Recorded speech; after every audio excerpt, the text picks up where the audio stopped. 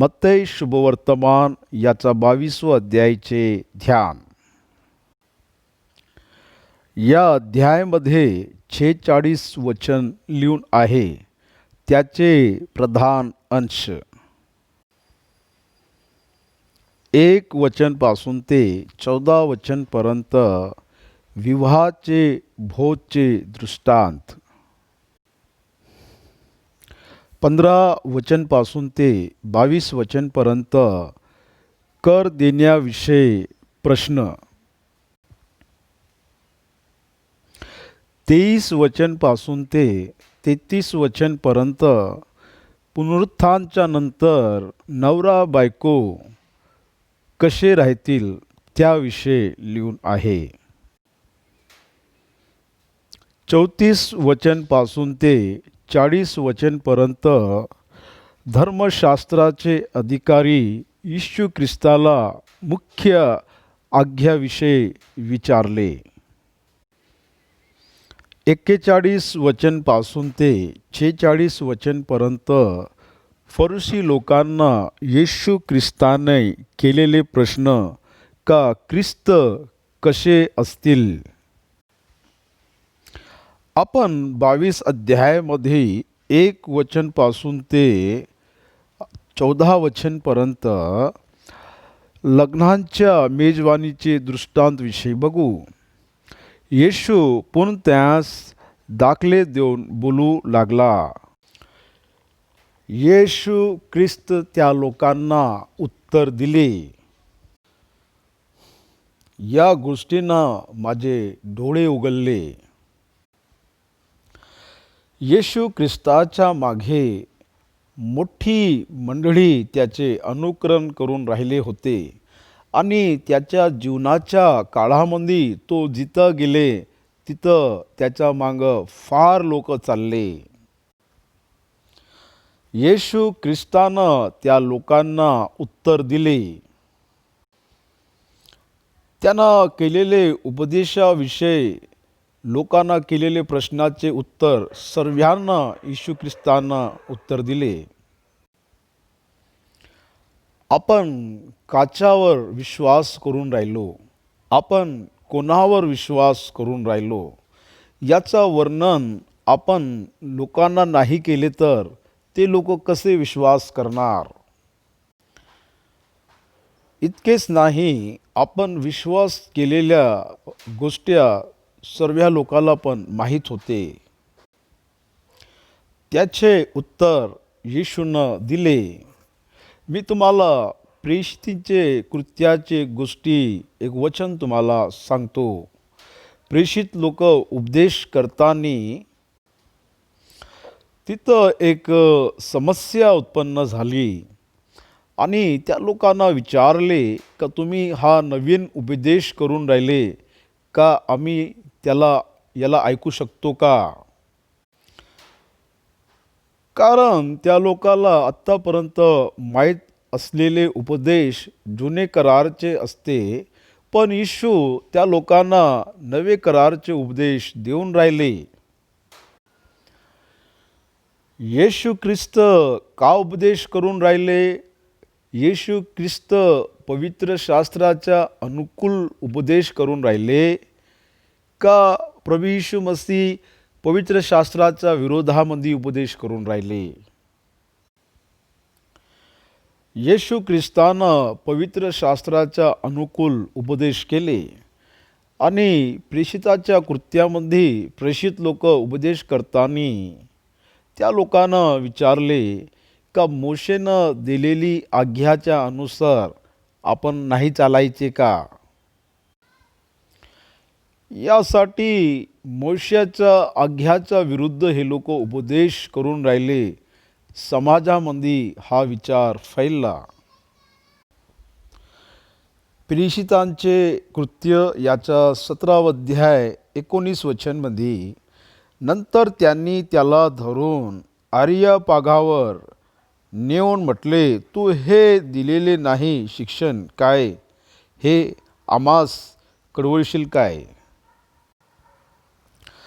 कारण तू आम्हास अपरिचित गोष्टी ऐकावीत आहेस त्याचा अर्थ का आहे समजावे अशी आमची इच्छा आहे. आज समाजामध्ये अनेक धर्म आहे आणि धर्म वादविवादक आहे आणि नास्तिक लोक पण आहे. यासाठी अनेक प्रश्न या लोकाच्या आतमध्ये आहे पवित्र शास्त्राला धरून. या सर्व गोष्टीचं उत्तर द्यायची जबाबदारी विश्वासीकड आहे. वचन सांगायची जिम्मेदारी प्रत्येक विश्वासीची आहे या समाजाला सांगायची. यासाठी येशू ख्रिस्त दृष्टांताच्या माध्यमातून त्या लोकाला उत्तर देऊन राहिले. 21व्या अध्यायामध्ये येशू ख्रिस्तानं स्वतःच्या विषयामध्ये जे गोष्टी सांगून घेतल्या होत्या. घर बांधताना ज्या दगडाचा निषेध घरच्या मालकांना केलं, थाच दगड घराच्या कोणत्याच्या नीवचा पत्थर झाला. येशू ख्रिस्तानं स्वतःचा विषय स्वतः सांगताना फरशी लोकांना, शास्त्री लोकांना, सदुकी लोकांना, याजक लोकांना या लोकांना उत्तर दिले. देवाचं राज्य म्हणजे ख्रिस्ताची मंडळी. येशू ख्रिस्ताच्या नावामध्ये जे लोक समाजामध्ये आहे आणि विश्वासाच्या द्वारा जे लोक समाजातून बाहेर निघले तेच देवाची मंडळी आहे आणि देवाचं राज्य आहे. स्वर्गाचं राज्य कोणा एक राज्यसारिका आहे. त्यानं आपला पुत्राच्या लग्नाची मेजवानी केली आणि लग्नाच्या मेजवानीस ज्यांस आमंत्रण दिले होते त्याच बोलण्याकरिता त्यानं आपले दास पाठवले, परंतु ते येईनात. हे पहिले निमंत्रण आहे. मेजवानी राजा करून राहिले, फक्त त्या लोकाला निमंत्रण दिले. राजा आपले मुलाच्या विवाहाचे मेजवानी करून राहिले. त्या मेजवानीमध्ये त्या लोकांना निमंत्रण दिले का येऊन मुफ्तमध्ये त्या लोकांना जेवण केले पाहिजे. पण त्यानं दुसरे दास पाठवले व त्यास म्हटले की आमंत्रित असे सांगा, पहा मी जेवण तयार केले आहे. आपले बैल व पुष्ट पशु कापले आहेत. सर्व सिद्ध आहे. लग्नाची मेजवानीस चला. दुसऱ्या वेळे आमंत्रण द्यासाठी आपल्या दासांना पाठवले त्याच लोकांना. तरी हे काही मनावर न घेता ते कोणी आपल्या शेताला, कोणी आपल्या व्यापाराला गेले. लुका शुभवर्तमान याचा 4वा अध्याय आणि 15 पासून ते 17 वचनपर्यंत हाच दृष्टांत आहे. त्या लोकांना त्याच्यावर तर लक्ष नाही दिले कन, त्यांचा आदर नाही केले आणि त्याला अंगीकार नाही केले त्यांच्या आमंत्रणाला. आणि वरकडीनं त्याचे दासाचे धरून गंजले व जीव मारले. तेव्हा राजाला राग आला आणि त्याने आपले सैन्य पाठवून त्या घातक्यांचे नाश केला व त्याचे नगर जाळून टाकले. मग तो आपल्या दासास म्हणाला, लग्नाची तयारी आहे खरी, परंतु आमंत्रित योग्य नव्हते. म्हणून तुम्ही चौट्यावर जाऊन जितके तुम्हास अडतील, म्हणजे जितके तुम्हाला डोळ्यांना दिसतील, म्हणजे आमंत्रित लोक नाही, जे काय साधारण लोक तुम्हाला दिसतात त्या सर्वांना तुम्ही घेऊन या. तितक्यास लग्नाच्या मेजवानीस बोलवा. मग त्या दासांनी रस्त्यावर जाऊन बरे वाईट जितके त्यास मिळाले त्या सर्वांस एकत्र केले आणि लग्नांच्या जेवणांची भरती झाली. हे लोक जाऊन त्याचे प्रकटन केले का राजा आपल्या पुत्राच्या लग्नामध्ये बोलावून राहिले. हे लोक निवडलेले लोक नव्हते, परंतु बोलावलेले लोक होते. हे लोक निवडलेले नव्हते, पण एका अवकाशमध्ये बोलावलेले होते. याच्यामध्ये वाईट लोक पण होते आणि बरे लोक पण होते. म्हणजे ह्यामध्ये काही विशेष निवड नव्हती. जे दिसले त्या लोकांना आमंत्रण केले आणि बोलावले. वास्तवमध्ये येशू ख्रिस्त असताच्या काळामध्ये काय रिवाज नव्हते, पण येशू ख्रिस्तानं जे दृष्टांत सांगितले त्या दृष्टांतामध्ये रिवाज आहे. विवाहामध्ये जितके लोक आले होते त्या सर्व लोकांना विवाहाचं वस्त्र दिल्यानंतरच विवाहाच्या भोजमध्ये त्यांना येऊ दिले. तर राजा आतमध्ये आले आणि तिथं एक व्यक्ती विवाहाचं वस्त्र घालून नव्हता आणि तो आतमध्ये आला. राजा जेवण्यास पाहास आत आला, तेव्हा लग्नाचा पोशाख न घातलेला असा एक मनुष्य त्याला दृष्टीस पडला. त्याला तो म्हणाला, मित्रा, तू लग्नाचा पोशाख घालवाच इथे का आलास? त्यानं काही उत्तर केले नाही, कारण त्याला आवडले नव्हते का विवाहाचे वस्त्र घालून आतमध्ये येणे, कारण सर्व लोक विवाहाचे वस्त्र तिथे घालून होते. त्याला राजा परिचित होता, त्यासाठीच तो आतमध्ये असेच आले.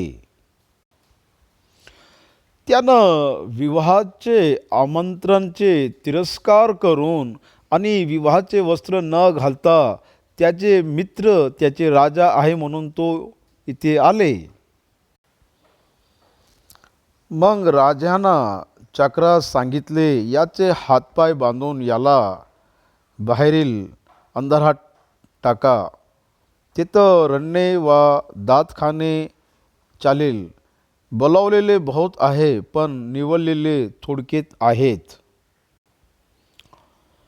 हा दृष्टांत का आहे आणि या दृष्टांताच्या द्वारा काय करतो आणि याला आपण ग्रहण कसे करायचे,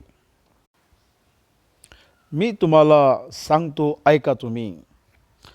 आपल्या मुलाचं लग्न करणारा तो स्वर्गामध्ये असलेला देव आहे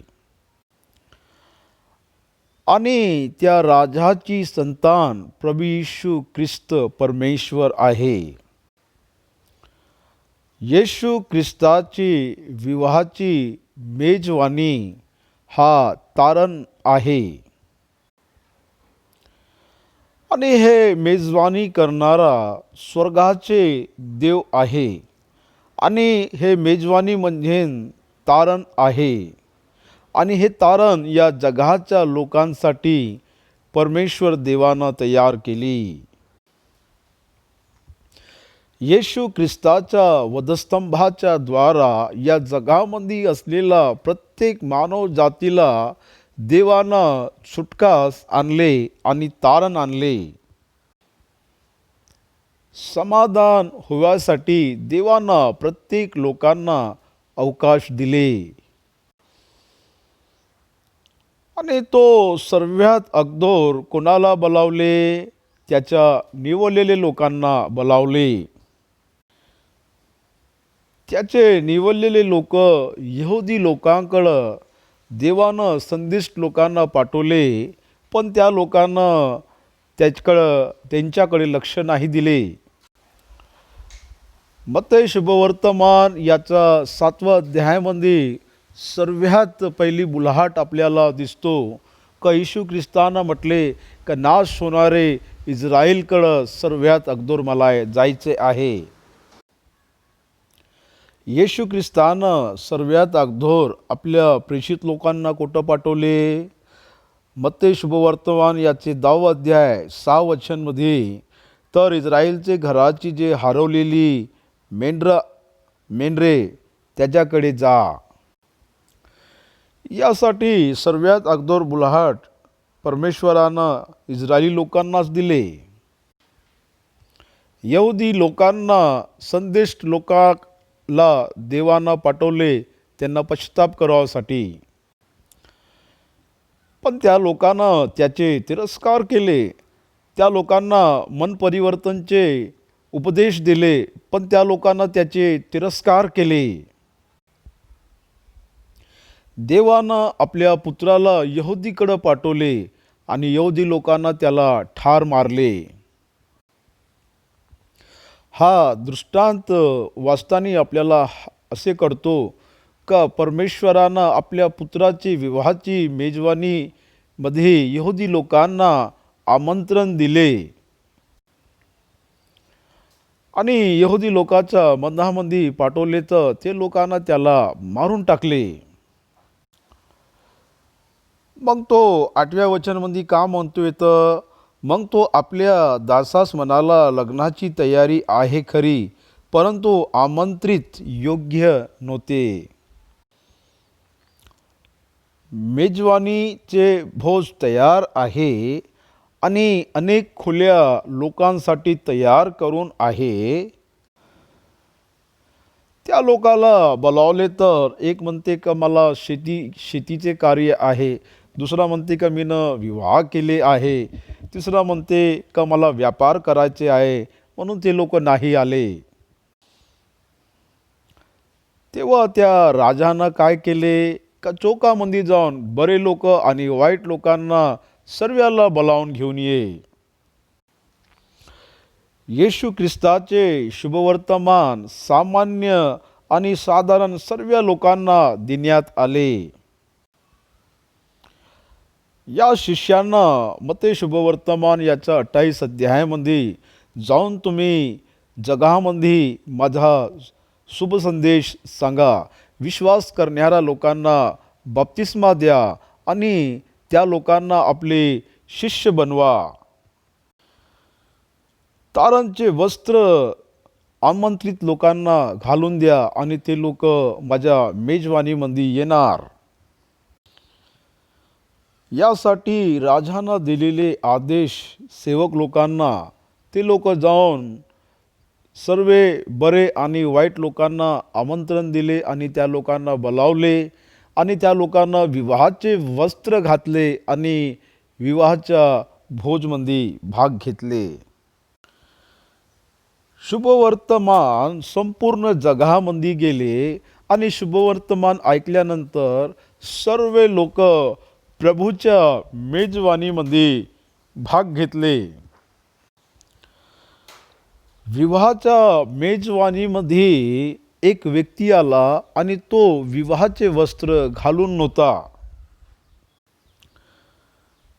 सर्व लोक विवाहाचे वस्त्र घालून आतमध्ये आहे आणि हा राजाचा मित्र होता आणि हा विवाहाचा वस्त्र न घालता विवाहाच्या मेजवानीमध्ये आला. तो हा किती घमंडी आहे. आणि तो इतका घमंडी आहे का तिथे असलेले साधारण लोकांसोबत मिसळासाठी तो तयार नाही. तो संपूर्ण धार्मिक व्यक्ती होता. तो व्यक्ती पश्चाताप केलेले मंडळीमध्ये नव्हता. तो धर्मचा आचरण करणारा व्यक्ती होता. तशा लोकाला विवाहाच्या मेजवानीमध्ये प्रवेश नाही. म्हणजे जुन्या करारमध्ये असलेला एक व्यक्ती नव्या करारच्या आतमध्ये नाही आला तर त्याला प्रवेश नाही. आणि या दृष्टांताकडे आपण बघले तर बोलावलेले बहुत आहे पण निवडलेले थोडकेत आहे. संपूर्ण जगामध्ये शुभवर्तमान जाऊन राहिले पण निवडलेले लोक थोडेच आहे. तुम्ही संपूर्ण जगामध्ये बघेल तर ख्रिस्ती धर्मावर तर होत असलेले आक्रमण कोणत्याच धर्मावर नाही होत. कारण याचे उपदेश जुने नाही परंतु नवीन आहे.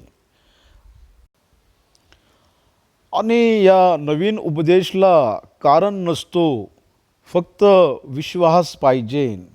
आणि जे लोक शारीरिक आहे त्या लोकाला हा नवीन उपदेश कळत नाही. यासाठी देवाविषयी, देवाच्या ज्ञानाविषयी आणि देवाच्या लक्षणविषयी आणि देवावरत असलेला विश्वासविषयी, पण सामान्य मनुष्याला पवित्र शास्त्र नाही कळत.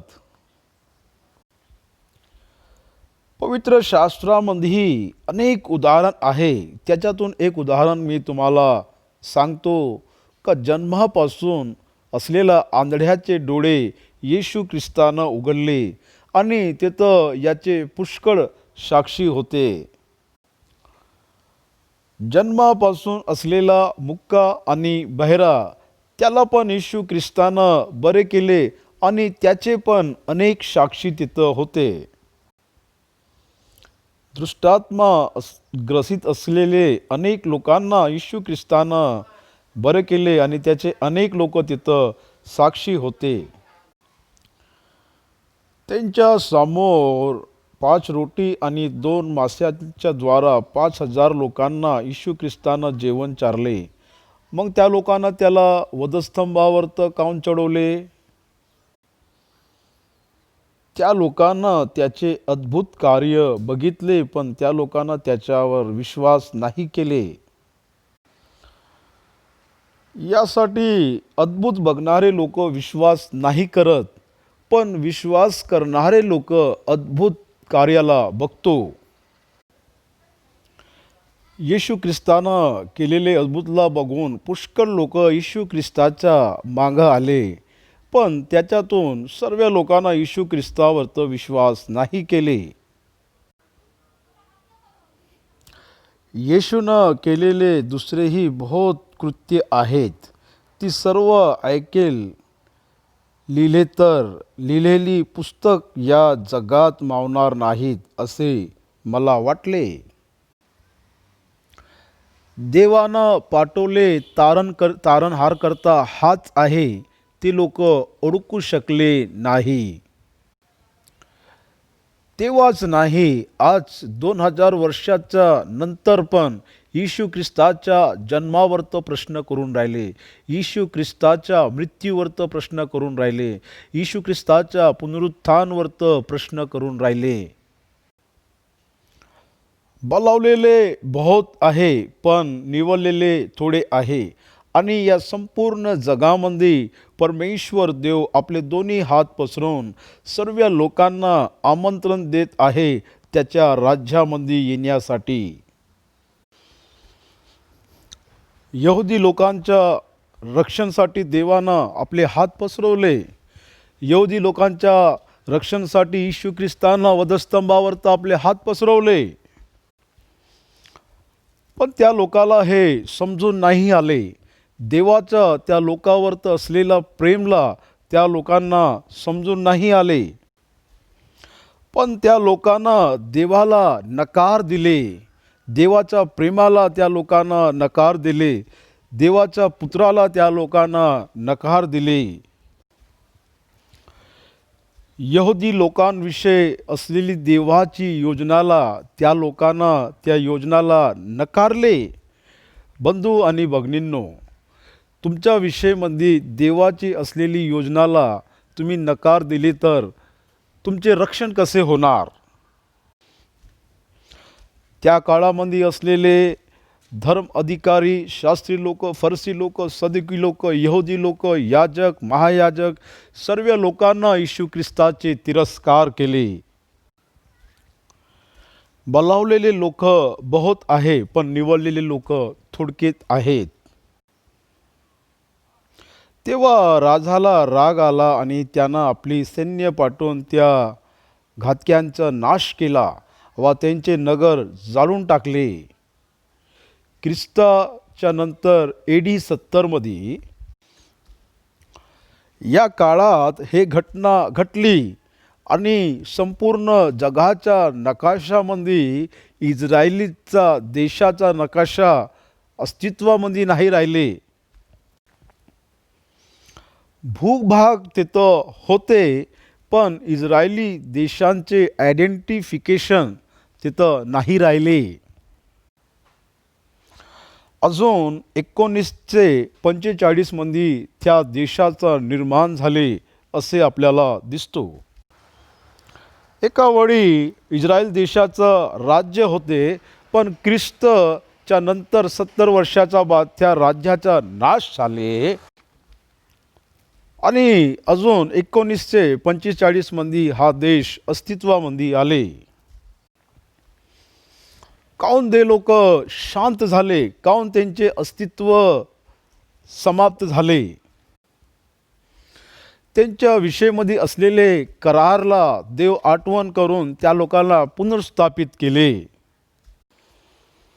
यासाठी अन्य जाती लोक संपूर्ण रीतीनं येतवरी काय काळापर्यंत इस्रायली लोकाला आंधळपण राहीन असे वचन सांगतो. त्यांचे डोळे आंधळे करण्यात आले आणि सैतानानं त्या लोकाला काही काळापर्यंत बांधून ठेवले आहे.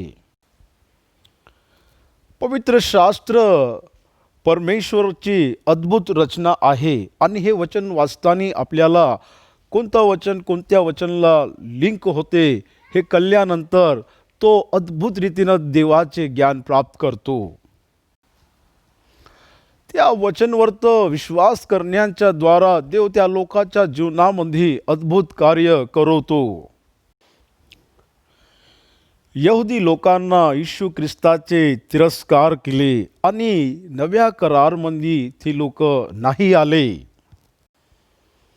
नव्या करारमध्ये विवाहाचे वस्त्र आणि विवाहाची मेजवानी ते लोक नाही स्वीकार केले. यासाठी देवानं अन्य जातीला तारण द्यायची इच्छा केली. नंतर फरुशींना जाऊन त्याला बोलण्यामध्ये पशांत कसे पडावे या संबंधाने मसलत केली. बघा हे लोक काय काय प्रयत्न करून राहिले. येशू ख्रिस्ताला कसा पाशात पडवायचे आणि त्याची चुका कसे काढायचे. येशू ख्रिस्ताला तू सैताना दुष्टात्मा काढतो म्हणणे. या लोकांचा काय उद्देश आहे. आज समाजामध्ये पण असेच आहे का लोकांना आपण कसे फसवायचे. एक व्हिडिओ मी बघितले होते. त्या व्हिडिओमध्ये एक तर्क करणारा व्यक्ती सांगत होते का मिस्र देशामध्ये एक हॉरर नावाचे देवता आहे. तो कहाणी सांगतो का हॉर्स नावाचे देवता मिस्र देशामध्ये होते आणि तो येशू ख्रिस्ताच्या पूर्ण कथा सांगतो. येशू ख्रिस्ताच्या जन्माविषयी लोकशुभ वर्तमान म्हणून पूर्ण सांगतो. आणि 325 वर्षापूर्व मिस्र देशामध्ये एक मंदिर बांधले होते आणि एक लाकडाचा देवताचे निर्माण केले त्या मंदिरामध्ये. आणि तो हा कथा सांगताना म्हणतो का याचे काय आधार नाही आहे पण हे 325 वर्षापूर्व असे झाले असं तो म्हणतो. दुग्धा हा ख्रिस्तावर हा शैतानचा हमला आहे. मनुष्याचा नाशसाठी तो केलेला अनेक उपदेश आहे. यासाठी या जगामध्ये असलेला प्रत्येक विश्वासीला याचा जबाब द्यायची जिम्मेदारी आहे असे मी विनंती करतो. असे ॲटिट्यूड ठेवणाऱ्या लोकांना पवित्र शास्त्र वाचणारा प्रत्येक विश्वासीनं अशा लोकांना जबाब दिले पाहिजे. पवित्र शास्त्राचे उपदेश करताना आपण अटॅक केले पाहिजे, त्या लोकांना चांगले जबाब दिले पाहिजे. मी तुम्हाला सांगितलेले तर्ककर्ताच्या विषयमध्ये, तसेच त्या काळामध्ये येशूच्या वेळी फरशी लोक पण असेच होते. त्या काळामध्ये त्यानं त्या लोकांचे उपयोग केले. या काळामध्ये अनेक लोकांचे उपयोग करत आहे. देवाच्या विरुद्धामध्ये तो शैतान आहे. पिढीपासून धोका देत येत आहे आणि मनुष्याला गुमराह करत आहे तो शैतान आहे. त्यानं आपल्या शिष्यास हेरोद्यास त्याच्याकडे पाठवून म्हटले, गुरुजी, आम्हास ठाऊक आहे की आपण खरे आहात, देवाचा मार्ग खरेपणे सांगता वा कुणाची भीड धरीत नाही, कारण आपण तोंडपाव बोलत नाही. बघा, इथे या लोकांना येशू ख्रिस्ताविषयी चांगल्या 4 गोष्टी बोलल्या, पण आतमध्ये त्याला फसवायचे प्रयत्न करत आहे. बाहेरून चांगल्या गोष्टी करून राहिले, पण आतमधून त्यांचे हृदय कठीण आहे. बाहेरून त्याला गुरुजी म्हणून बोलावून राहिले आणि ते लोक म्हणून राहिले का तुम्ही फार सत्यवान आहे.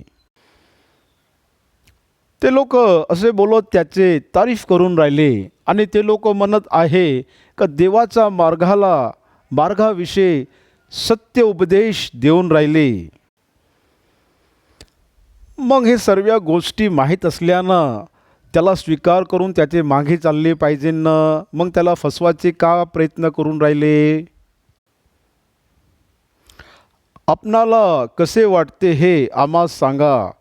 केसरला कर देणे हे योग्य आहे किंवा नाही. हेरोदी म्हणजे त्या काळामध्ये एक सरकार होती आणि त्या सरकारचे लोक येशूकडे आले. हेरोदनं आपल्या लोकाला येशूकडे पाठवले आणि ते लोक म्हणून राहिले का आमचे राजा असे प्रश्न करून राहिले, आमचे उपदेशक असे प्रश्न करून राहिले. गुरुजी, तुम्ही फार मोठे आहे म्हणून ते लोक प्रश्न करून राहिले का कैसरला कर दिले पाहिजे किंवा नाही. येशू ख्रिस्ताचे उपदेश, आपण देवाचे संतान आहे आणि आपण स्वतंत्र आहोत. येशू ख्रिस्त केलेले उपदेश ते लोक अडकू नाही शकले, त्या लोकांना समजून नाही आले. येशू ख्रिस्तानं केलेले उपदेशामध्ये आत्म्यामध्ये आपण स्वतंत्र आहोत, पण त्या लोकांना त्या उपदेशाला बाजूला ठेवले आणि प्रश्न करत आहे का आपण केसरला कर दिले पाहिजे किंवा नाही. येशू त्यांच्या दुष्टपण ओळखून म्हणाला, अहो ढोंग्यांनो, माझी परीक्षा का पाहता. येशू ख्रिस्त समोरच्या व्यक्तीचा हृदय बघू शकतो, त्यांच्या मनाला बघू शकतो. यासाठी येशू ख्रिस्तानं त्या लोकांना ढोंगी म्हणले. बाहेरून ते लोक वेगळे आहे आणि आतमधून ते लोक वेगळे आहे. कराचे नाणे मला दाखवा. तेव्हा त्यांनी त्याच्याजवळ एक पावली आणली. त्यानं त्यास म्हटले, हा मुखवट वा हा लेख कोणाचा. ते म्हणाले, केसरचा. त्यानं त्यास म्हटले, तर मग केसरचे ते केसरला आणि देवाचे ते देवाला भरून द्या. हे ऐकून त्याला आश्चर्य वाटले व ते त्याला सोडून गेले. येशू ख्रिस्तानं त्या लोकाला एक सिक्का मागितले आणि त्या सिक्कावरचं जे चित्र आहे ते बघितले. बघा, आपल्या देशामध्ये जो सिक्का असतो त्याच्यावरचं अशोक चक्रवर्तीचे चित्र नसतो आणि दुसऱ्या बाजूला त्या सिक्क्याचं मूल्य तिथं लिहून असतो. बघा, इथे परमेश्वराच्या वचनामध्ये जे देव सांगून राहिले त्यालाच येशू ख्रिस्त प्रगट करून राहिले. येशू ख्रिस्तानं सांगितले, जे केसरचं आहे ते केसरला द्या, जे सरकारचं आहे ते सरकारला तुम्ही द्या, आणि जे देवाचं आहे ते देवाला द्या. देवाचं का आहे? देवाचं तुमच्यावर असलेला स्वरूप आहे ते देवाला द्या. तुमचं शरीर ते देवानं निर्माण केले ते देवाला द्या. देवाच्या प्रतिरूपामध्ये आणि देवाच्या समानतामध्ये मानवचा निर्माण झाले आहे, यासाठी हे आपण देवाला दिले पाहिजे. जे केसरचं आहे ते केसरला दे, आणि तू देवाचा पुत्र आहे तर तू देवाचं आज्ञापालन कर. त्या लोकाला वाटले नव्हते का येशू ख्रिस्त त्या लोकाला केसरचं जे आहे केसरला दे म्हणणार, पण ते लोक येशू ख्रिस्ताला फसवायचे प्रयत्न केले, ते लोकच फसले. त्या लोकांना फार आश्चर्य वाटले आणि ते लोक तिथून निघून गेले. पण त्या लोकांना त्याचा ज्ञान मिळाला ना, मग त्याच्या मागं चालले पाहिजे ना, पण ते लोक नाही चालले. प्रभू येशू ख्रिस्ताकडं जवळ येऊन ते लोक परत गेले. किती विचार करणारी गोष्टी आहे. येशू ख्रिस्ताला माहिती केल्यानंतर मागे फिरून गेले. येशू ख्रिस्ताचा ज्ञान ऐकल्यानंतर मागे फिरून गेले. येशू ख्रिस्ताचे सत्य कळल्यानंतर ते लोक मागे गेले. आज पुष्कळ लोक पवित्र शास्त्राला माहीत केल्यानंतर मागे जाऊन राहिले. येशू ख्रिस्तामध्ये पाप नाही आहे म्हणून मागे जाऊन राहिले. पवित्र शास्त्र श्रेष्ठ ग्रंथ आहे म्हणून ते लोक मागे जाऊन राहिले. कारण त्या लोकांना ढोंगपण करणं आवडते. ते लोक येशू ख्रिस्तावर तर विश्वास नाही करून राहिले. त्या काळामध्ये पण असेच होते आणि या काळामध्ये पण असेच आहे. बघा, 23 वचनपासून ते 33 वचनपर्यंत येथे पण त्या लोकांना आश्चर्य वाटले आणि येशू ख्रिस्ताच्या उपदेशावर इथं युद्ध होऊन राहिले. प्रेषितांच्या उपदेशावर्थ युद्ध झाले. आज वर्तमान जगामध्ये ख्रिस्ती लोकांच्या उपदेशावर्थ युद्ध होऊन राहिले.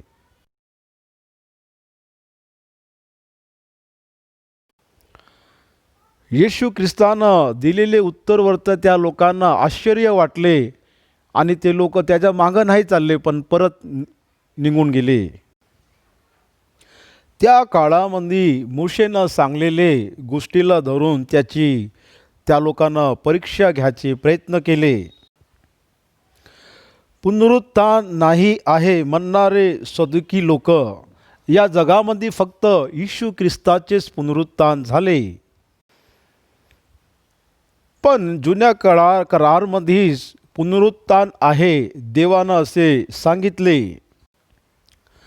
रोमकरांचे पत्र याचा 4 अध्याय 17 वचनमध्ये अब्राहमनं म्हटले का मृत्यू लोकांचे पुनरुत्थान आहे. मृत्यू लोकांना जिवंत करणारा देवावर विश्वास केले अब्राहमनं, असे इथं लिहून आहे. इब्रीची पुस्तक याचा 11 अध्यायामध्ये मृत्यूकामधून त्याच्या पुत्राचा पुनरुत्थान झाले असं त्यानं विश्वास केले. दानियेलची पुस्तक याचा 12 अध्याय 3 वचनमध्ये समाधी उघडण्यात येणार हा जुन्या करारचा उपदेश होता का मृत्यू लोकांचे पुनरुत्थान होणार. योहानचे स्वार्थ याचा 5 अध्याय 25 वचनमध्ये मृत्यू लोक देवाचे स्वर ऐकणार आणि मृत्यू लोकांमधून उठणार. यासाठी मृत्यू लोकांचे पुनरुत्थान आहे विश्वास करणारे फरसी लोक आहे आणि न विश्वास करणारे सदुकी लोक. गुरुजी मोशेनं सांगितले आहे की जरा कोणी एक संतान नसता मेला तर त्याचे भावानं त्याचे स्त्रीबरोबर विवाह करून आपल्या भावाचं वंश चालवावं आम्हामध्ये 7 भाऊ होते. त्यातील पहिला लग्न करून मेला आणि त्यातील संतान नसल्यामुळे त्याची बायको त्याच्या भावाची झाली. याप्रमाणे दुसरा तिसरा असेवे 7वे जण लग्न करून मेले. सदुकी लोक पुनरुत्थान आहे नाहीच म्हणून विश्वास ठेवते. तर मग असे प्रश्न करण्यामध्ये काही अर्थ आहे का? ज्या गोष्टीवर ते लोक विश्वास नाही करत और त्याच्यावर ते लोक प्रश्न करून राहिले म्हणजे किती ते लोक वाईट लोक आहे. आणि सर्व मागून ती स्त्री मेली तर पुनरुत्थान समय ती त्या 7 जणातून कोणाची बायको होईल? कारण ती त्या सर्वाची झाली होती.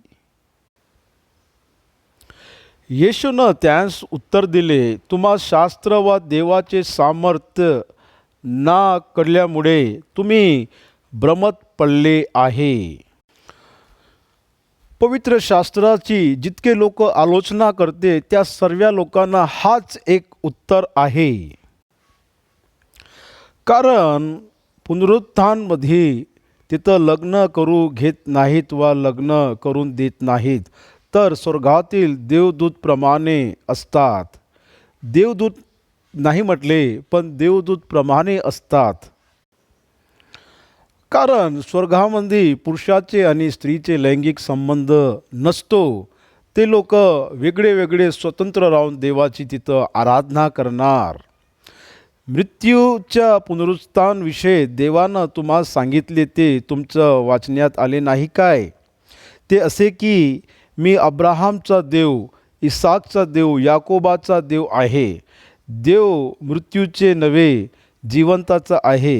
हे ऐकून लोकसमुदायास त्यांना शिक्षणाचे आश्चर्य वाटले. इथे अब्राहामचा देव, इसाकचा देव, याकोबचा देव म्हणजे तो मृत्युकाचा नाही, जिवंताचा देव आहे. म्हणजे तो सजीवचा परमेश्वर आहे. म्हणजे अब्राहामचे पुनरुत्थान होणार, इसाकचे पुनरुत्थान होणार, याकूबचे पुनरुत्थान होणार आणि प्रभूच्या दृष्टीमध्ये ते लोक सजीव आहे. मृत्यूमध्ये येशू ख्रिस्ताना नाश होणाऱ्या लोकांसाठी हा शब्दाचा वापरला. मृत्यूक लोकांना गाडू दे. म्हणजे आत्मिक रीतीनं जे मेलेले लोक आहे त्या लोकाला शारीरिक लोकांना गाडू दे. पण त्यानं आपल्या शिष्याला म्हटले का तू माझ्या मागे चाल. बघा इथे त्याचे उपदेश फार आश्चर्य आहे. तो मृत्युक्याचे नाही परंतु सजीवचे परमेश्वर आहे. यासाठी ज्या लोकांची मृत्यू ख्रिस्तामध्ये होते ते लोक देवाच्या दृष्टीमध्ये सजीव आहे, जिवंत आहे. 1 थिस्सलुनीकियों याचा 4वा अध्याय 13 वचनपासून ते 18 वचनपर्यंत या सर्व गोष्टी तिथं लिहून आहे. कारण तो जिवंताचे देव आहे या गोष्टीनं त्यांचे तोंड बंद झाले. सदुकी लोकांचे तोंड बंद झाले या विषयानं सदुकी लोक फार आनंदित झाले. पण सदुकी लोक येशू ख्रिस्ताच्या मागे चालले का? त्यानं सदुकी यांस कुटीत केले असे ऐकून फरसी एकत्र जमले आणि ते लोक पण प्रश्न करून राहिले. आणि त्यातील एक शास्त्रानं त्याची परीक्षा पाहण्याकरिता विचारले. तिथं सदुकी लोकांना त्याला फसवायचे प्रयत्न केले आणि इथं परीक्षा घेऊन राहिले. गुरुजी नियमशास्त्रातील कोणती आज्ञा मोठी आहे? तो त्याला म्हणाला, तू आपला देव परमेश्वर याच्यावर पूर्ण अंतकरणाने, पूर्ण जीवाने व पूर्ण मनाने प्रीती कर. हीच मोठी व पहिली आज्ञा आहे. हिच्यासारखी दुसरी एकही आहे की तू आपल्या शेजारीवर आपल्यासारखी प्रीती कर. या 2 आज्ञावर सर्व नियमशास्त्र व संदिष्टचे ही अवलंबून आहेत. येशू ख्रिस्तानं दिलेले एक उत्तर आजच्या काळामध्ये फार मूल्यवान आहे आपल्यासाठी. पवित्र शास्त्रामध्ये 10 आज्ञा मुख्य आहे आणि हा 10 आज्ञा या 2 आज्ञाचा खाली येतो.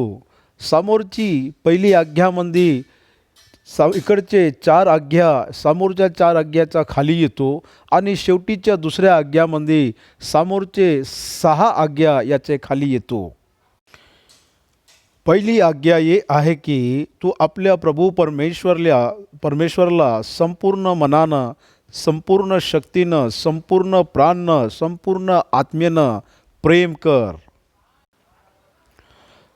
कुठंच बाजूला न जाता देवाला प्रेम केले पाहिजे आणि देवाची सेवा केले पाहिजे. दुसरी आज्ञा, जसे तू स्वतःला प्रेम करतो तसेच तू आपल्या शेजारीला प्रेम कर. चोरी नको करू, व्यभिचार नको करू, तू आपल्या आईवडीलचे आदर कर, लालच नको करू. आणि जो व्यक्ती या 2 आज्ञाला पूर्ण करतो तो पवित्र शास्त्राला पूर्ण करतो. देवाला प्रेम करणं, मनुष्याला प्रेम करणं हेच देवाची आज्ञा आहे. आणि देवाच्या वचनचा आधार असलेला हाच उपदेश आहे. आणि त्या लोकाला फार आश्चर्य वाटलो. आज अगर तुम्हाला देवाला समजून घ्यायचे असेल तर तुम्ही देवाला प्रेम केले पाहिजे आणि मनुष्याला प्रेम केले पाहिजे. ख्रिस्तीपण म्हणजे देवाला प्रेम करणे आणि मनुष्याला प्रेम करणे. जसे तो स्वतःला प्रेम करतो तसेच तो मनुष्याला प्रेम केले पाहिजे आणि तसेच तो देवाला पण प्रेम केले पाहिजे. 41 वचनपासून तर 46 वचनपर्यंत फरसी लोक एकत्र असताना येशू ख्रिस्तानं त्या लोकांना प्रश्न केले.